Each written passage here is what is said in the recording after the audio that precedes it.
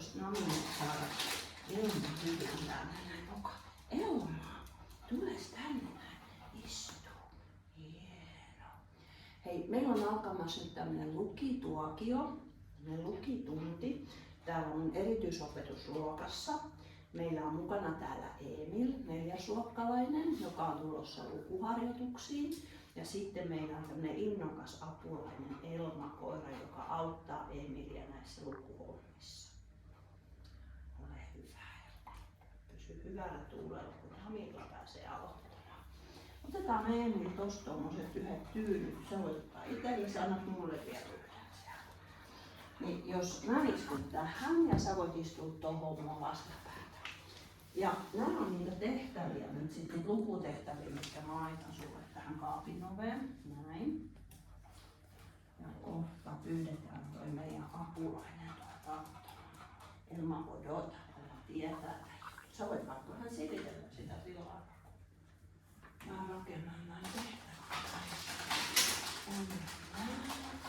Mä pistän katos, ettei se pääs nappaan, mä pistän tonne noit nameja, niin sit sä voit sieltä, kun sä kuulet sen naksauksen, niin sit sä voit antaa Elmalle nameja. No niin, Elma.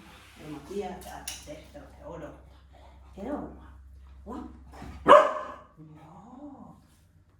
Missä on lappu? Elma, lappu. Joo. Hieno, taitava. Nyt anna nameisiin. Hyvä. En valitsi ton lapun sulle.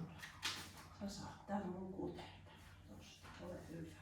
Jalkapalloilun historia virise toinen toistaan. Taitavampia pelaajia monet arvostavat eniten parhaita maalintekijöitä.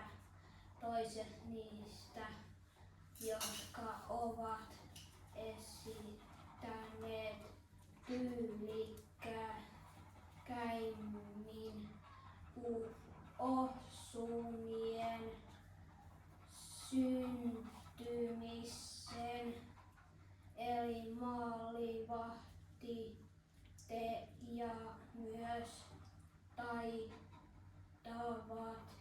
syöttäjät ja pelintekijät ovat erityisen arvostettuja. Kuka tähtipelaaja sinun haluaisit olla? No onks sulla joku suosikki? Ei oo, mutta sä harrastat jalkapalloa, eiks niin? Mä oon sen takia, kun mä tiesin sen asian, niin mä oon sen takia valinnut näitä jalkapalloaiheisia lukutehtäviä, kun mä ajattelin, että se on se sun kiinnostuksen kohde. Nyt sä voit ottaa namin ja laittaa sen selän taakse piiloon ja pyydetään Elma uudelleen tuolta. Ja muista taas naksun jälkeen, niin voit antaa sen. Elma, täällä olisi vähän hommia. Lappu. Katos Elma, lappu. Tuolla Emil tarvitsisi tehtäviä. Elma, lappu. Hyvä. Ja nyt Emil antaa nami. Elma.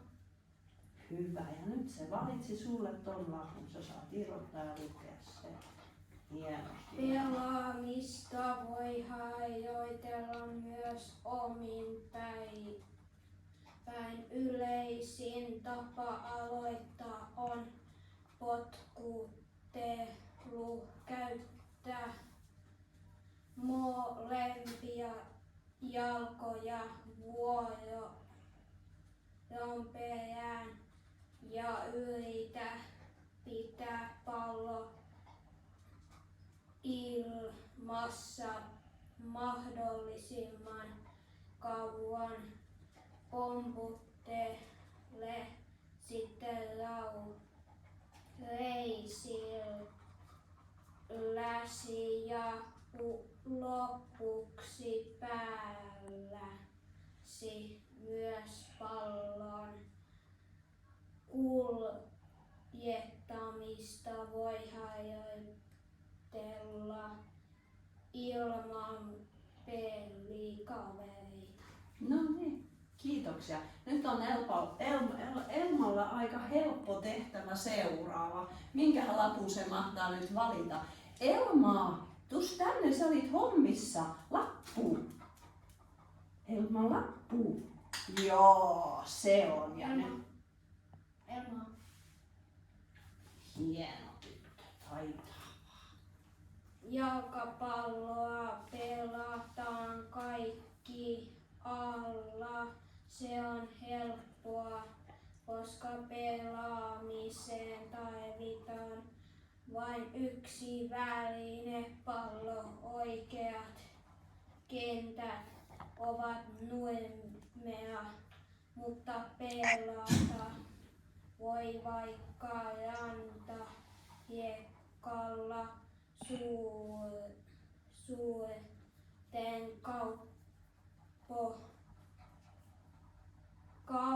kaupunkien keskustoissa, joissa tilaa on vähän, näkee myös pieniä asfalttikenttiä, joiden ympärillä on